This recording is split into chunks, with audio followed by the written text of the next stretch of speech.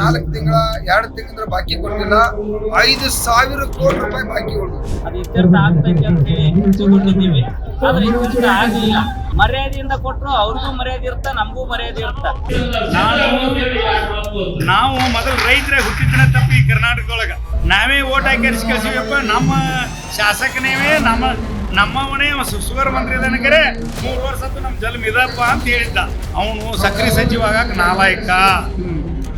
ವ್ಯವಸ್ಥೆ ಮತ್ತು ರಾಜಕೀಯ ಪಕ್ಷಗಳನ್ನು ನೋಡಿದ್ರೆ ಅದು ಹಂದಿಗಳ ರೀತಿಯಲ್ಲಿ ಕಾಣ್ತಾ ಇದೆ.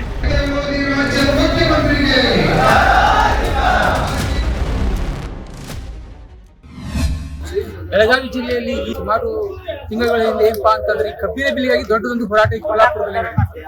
ಅದೇ ರೀತಿ ಇವಾಗ ಏನಪ್ಪಾ ಅಂತಂದ್ರೆ ರೈತರು ತಾವು ಬೆಳೆದಂತ ಕಬ್ಬನ್ನ ಫ್ಯಾಕ್ಟ್ರಿ ಕಳಿಸಿದ್ದಾರೆ. ಆದ್ರೂ ಕೂಡ ಫ್ಯಾಕ್ಟ್ರಿ ಯಾವುದೇ ಒಬ್ಬರು ಮಾಲಕರು ಕೂಡ ರೈತರಿಗೆ ಕೊಡಬೇಕಂತಹ ಬಿಲ್ ಅನ್ನು ಕೊಟ್ಟಿಲ್ಲ. ಈ ಕಾರಣಕ್ಕಾಗಿ ಈ ಬೆಳಗಾವಿ ಜಿಲ್ಲೆಯ ರೈತರು ಮತ್ತು ರಾಜ್ಯದ ರೈತರು ಬೆಳಗಾವಿ ಜಿಲ್ಲೆಯಲ್ಲಿರುವಂತಹ ಸಕ್ಕರೆ ನಿರ್ದೇಶಕರ ಕಚೇರಿ ಮುಂದೆ ಏನು ಹೋರಾಟವನ್ನು ಮಾಡ್ತಾ ಇದ್ರು, ಆ ಹೋರಾಟ ಅವರು ಮುಂಜಾನೆಯಿಂದ ಕೂಡ ಹೋರಾಟ ಕೊಟ್ಟರು ಕೂಡ ಇದು ಈ ಕುರಿತಾಗಿ ಯಾವುದೇ ರೀತಿ ಸ್ಪಂದಿಸದ ಕಾರಣಕ್ಕಾಗಿ ರೈತರು ಇವತ್ತಿನ ಬೀದಿಗೆ ಬಂದಿದ್ದಾರೆ. ಬೀದಿಗೆ ಬರೋದಷ್ಟೇ ಅಲ್ಲದೆ ಏನು ಇದಕ್ಕೆ ಕಾರಣ ಆಗಿರುವಂತಹ ಸಚಿವರು, ಶಾಸಕರು, ಅಧಿಕಾರಿಗಳು ಎಲ್ಲರಿಗೂ ಕೂಡ ಚೀಮಾರಿ ಹಾಕುವಂತ ಕೆಲಸವನ್ನ ಮಾಡ್ತಾ ಇದ್ದಾರೆ. ಅದಲ್ಲದೆ ಏನು ಪೊಲೀಸ್ ಅಧಿಕಾರಿಗಳು ಇವರನ್ನು ತಡೆಯುವಂತ ಕೆಲಸವನ್ನು ಏನ್ ಮಾಡಿದ್ರು, ಅವರಿಗೂ ಕೂಡ ಚೀಮಾರಿ ಹಾಕುವಂತ ಕೆಲಸವನ್ನು ಇವತ್ತಿನ ನಮ್ಮ ರೈತರು ಮಾಡ್ತಾ ಇದ್ದಾರೆ. ರೈತರ ಬೇಡಿಕೆ ಏನಾದ್ರು ಒಂದ್ ವೇಳೆ ಈಡೇರಿಸಿದ್ರೆ ಹೋರಾಟ ಇನ್ನೂ ಕೂಡ ಬೇಡ ಸತ್ಯ ಮತ್ತು ದೊಡ್ಡ ಮಟ್ಟದಲ್ಲಿ ಹೋರಾಟವನ್ನ ಮಾಡ್ತೀವಿ ಅಂತ ಹೇಳ್ಬಿಟ್ಟು ಇಲ್ಲಿ ರೈತರು ಇವತ್ತಿನ ದಿನ ಧಿಕ್ಕಾರವನ್ನು ಕೊಡ್ತಾ ಇದ್ದಾರೆ. ರಾಜ್ಯದಲ್ಲಿ ಸುಮಾರು ಕಾರ್ಖಾನೆಗಳು ಚಾಲುವಾಗಿ 4 ತಿಂಗಳಾಯ್ತು. ಸುಮಾರು ಟೋಟಲ್ ಒಂದು 22 ಸಾವಿರ ಕೋಟಿ ರೂಪಾಯಿ ಟೋಟಲ್ ಕಬ್ಬಿನ ವ್ಯವಹಾರ ಆಗ್ತೈತಿ. ಯಾಕಂದ್ರೆ 5 ಕೋಟಿ 50 ಲಕ್ಷ ಮಿಸಿಂಗ್ ಆಗೈತಿ, ಇನ್ನೊಂದು 20 ಲಕ್ಷ ಆಗ್ತೈತಿ. 70 ಲಕ್ಷ ಮಿಸಿಂಗ್ ಆಗ್ತಕ್ಕಂಥದ್ದು. ಈಗಾಗಲೇ ಕೆಲವು ಕಾರ್ಖಾನೆಗಳು 3 ತಿಂಗಳ 4 ತಿಂಗಳ 2 ತಿಂಗಳ ಬಾಕಿ ಕೊಟ್ಟಿಲ್ಲ. 5,000 ಕೋಟಿ ರೂಪಾಯಿ ಬಾಕಿ ಉಳಿದು ಸುಮಾರು ಒಂದು 10-20 ಲಕ್ಷ ರೈತರ ಬಾಕಿಗಳನ್ನ ಈ ಕಾರ್ಖಾನೆಯವರು ಇಟ್ಕೊಂಡಿರ್ತಕ್ಕಂಥದ್ದು. ಇವತ್ತೆಲ್ಲಾ ಕುಟುಂಬಗಳು, ಹಲವಾರು ಕುಟುಂಬಗಳು ಇವತ್ತು ಸಾಲಕ್ಕಾಗಿ ಆತ್ಮಹತ್ಯೆ ಮಾಡ್ತಾರೆ. 14 ದಿವಸ ಕೊಡ್ಬೇಕನ್ನೋ ಕಾನೂನು ಐತಿ. ಕಾನೂನು ಇದ್ದಾಗೂ ಕೂಡ ಈ ರಾಜ್ಯದ ಮುಖ್ಯಮಂತ್ರಿ ಕಬ್ಬಿನ ಬಾಕಿ ಕೊಡಿಸಲಿಲ್ಲ, ಶುಗರ್ ಮಂತ್ರಿ ಕೊಡಿಸಿಲ್ಲ, ಶುಗರ್ ಅಧಿಕಾರಿ ಕೊಡಿಸಿಲ್ಲ, ಕಾರ್ಯಾಂಗ ಮತ್ತು ಶಾಸಕಾಂಗ ಯಾವುದೂ ವ್ಯವಸ್ಥೆ ಕೊಡಿಸಲಿಲ್ಲ. ಓಟ್ ಹಾಕಿರ್ತಕ್ಕಂಥ ಮತದಾರ ಈ ಶಾಸಕರು ಕೊಡಿಸಿಲ್ಲ.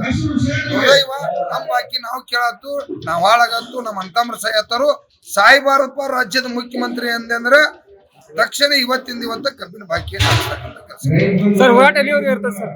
ಹೋರಾಟ ಬಾಕಿ ಕೊಡುವವರಿಗೆ ಇರ್ತದೆ. ಇವತ್ತು ರಾತ್ರಿ ಕೂಡ ಅಹೋರಾತ್ರಿ ಹೋರಾಟ ಇಲ್ಲೇ ಆಫೀಸ್ ಮುಂದೆ ಪ್ರತಿಭಟನೆ ಇರ್ತದೆ. ರೊಕ್ಕಕ್ಕೆ ಬೇಕಾದ್ರೆ ರೊಕ್ಕ ಇಲ್ಲ, ಮನ್ಯಾಗ ಕೆಲಸ ರೊಕ್ಕ ಇಲ್ದಾರ ನಮ್ಮ ಅಂತಮ್ರ ಸಹಾಯತರ ಸಾಲ ಕೊಡ್ಬೇಕಾಗೈತೆ, ಬ್ಯಾಂಕ್ ತುಂಬಬೇಕಾಗೈತೆ, ಮಕ್ಕಳ ಎಜುಕೇಶನ್ ಬೇಕಾಗೈತೆ, ಮಕ್ಕಳ ಮದುವೆ ಮಾಡಕ್ ಬೇಕಾಗೈತಿ. ಇವಾಗ ಹೋರಾಟವನ್ನ ಮಾಡ್ತಾ ಇದ್ರು ನೀವು ಏನಪ್ಪಾ ಅಂತಂದ್ರೆ ಕಬ್ಬಿನ ಏನ ಬಿಲ್ ಬಾಕಿ ಐತೆ ಅಂತ ಕೊಡ್ಬೇಕಂತ ಹೇಳ್ಬಿಟ್ಟು ಅದನ್ನ ಸಕ್ಕರೆ ನಿರ್ದೇಶಕರ ಕಚೇರಿ ಆಫೀಸ್ ಮುಂದೆ ಮಾಡಾಕ್ತಿದ್ರೆ ಇವಾಗ ಬೀದಿಗೆ ಬಂದಿದೆ. ಏನ್ ಕಾರಣ ಇದೆ, ಏನ್ ಆಗ್ತಾ ಇದೆ ಸರ್ ಹೋರಾಟ? ನೋಡ್ರಿ 2025-26ನೇ ಸಾಲಿನ ಕಳಿಸಿದೀವಿ. ಈಗ 2-3 ತಿಂಗಳಿಂದ ಕಬ್ಬಿನ ಬಿಲ್ ಬಾಕಿ ಅದಾವ. ಸುಮಾರು 2 ಫ್ಯಾಕ್ಟ್ರಿ 3 ಫ್ಯಾಕ್ಟ್ರಿ ಅವರಷ್ಟೇ ಕೊಟ್ಟಿದ್ದಾರೆ. ಉಳಿದವರಷ್ಟು ಬಾಕಿ ಬಿಲ್ ಅನ್ನ ಇಟ್ಕೊಂಡಿದ್ದಾರೆ. ಆ ಬಾಕಿ ಬಿಲ್ ಕ್ಲಿಯರ್ ಆಗಬೇಕು ಅನ್ನೋ ಉದ್ದೇಶಕ್ಕಾಗಿ ಮುಖಾಂತರ ಹೇಳಿದೀವಿ. ಅವ್ರು ಕೇಳಲಿಲ್ಲ. ಶುಗರ್ ಕಮಿಷನರ್ ಆಫೀಸಿಗೆ ಬೆಳಗಾವಿಗೆ ಮುಂಜಾನೆಯಿಂದ ಇಲ್ಲಿವರೆಗೂ ಕೂಡ ಸಮಾಧಾನದಿಂದ ಅಧಿಕಾರಿಗಳ ಜೊತೆ ಮಾತಾಡಿ ಅದು ಇತ್ಯರ್ಥ ಆಗ್ತೈತಿ ಅಂತ ಹೇಳಿ ತಗೊಂಡಿದ್ದೀವಿ. ಆದ್ರೆ ಇತ್ಯರ್ಥ ಆಗಲಿಲ್ಲ. ಅದಕ್ಕಾಗಿ ಈಗ ರೋಡ್ಗೆ ಇಳಿದು ಪ್ರತಿಭಟನೆ ಮಾಡುವಂತ ಒಂದು ಸಂದರ್ಭ ಬಂದೈತಿ. ಇವ್ರು ಇದಕ್ಕೂ ಮನೆಯಲ್ಲಿಲ್ಲ ಅಂತಂದ್ರ ಏನ 18 ಕ್ಷೇತ್ರಗಳದಾವ. ಏನ್ ಬೆಳಗಾವಿ ಜಿಲ್ಲೆ ಒಳಗೆ 18 ಕ್ಷೇತ್ರಗಳದಾವ. ಎಲ್ಲಾನು ಬಂದ್ ಮಾಡುವಂತ ವ್ಯವಸ್ಥೆಯನ್ನು ಮಾಡ್ತೀವಿ. ಮರ್ಯಾದೆಯಿಂದ ಕೊಟ್ರು ಅವ್ರಿಗೂ ಮರ್ಯಾದೆ ಇರ್ತ, ನಮಗೂ ಮರ್ಯಾದೆ ಇರ್ತ.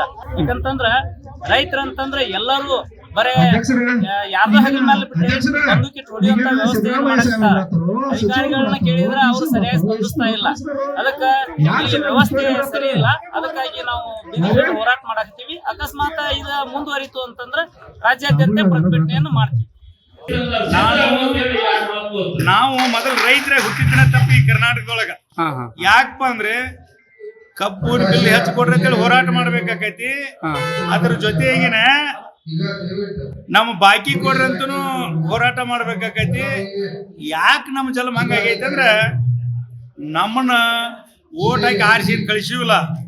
ಅವ್ರ ಆಡಳಿತ ಸರಿ ಇಲ್ದಾರಕಾಯಿ ಬಿಜೆಪಿ ಇರ್ಬೋದು, ಕಾಂಗ್ರೆಸ್ ಇರ್ಬೋದು, JDS ಇರ್ಬೋದು, ಯಾರೂ ಸುದ್ದಿಲ್ಲ.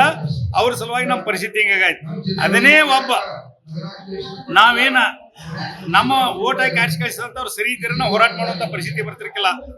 ಏನಾಗಬೇಕಾಗಿತ್ತು ಅಂದ್ರೆ ದಯವಿಟ್ಟು ಯಾರು ಕಾರ್ಖಾನೆ ಇದಲ್ಲ ಅವ್ರಿಗೆ ಓಟ್ ಹಾಕ್ಬಾರ್ದು ಅಂತ ಪರಿಸ್ಥಿತಿಗೆ ನಾವು ಬಂದಿವಿ. ಅಲ್ಲ ಸರ್, ಇವಾಗ ಸಚಿವರು ಈ ಹಿಂದೆ ನಿಮ್ಗೆ ಭರವಸೆ ಕೊಟ್ಟಿದ್ರು ಗುರ್ಲಾಪುರ ಹೋರಾಟದೊಳಗೆ ಏನು ಪ್ರಾಬ್ಲಮ್ ಆಗಿಲ್ಲ, ಮುಂದೆ ತೊಂದರೆ ಆಗಿಲ್ಲ.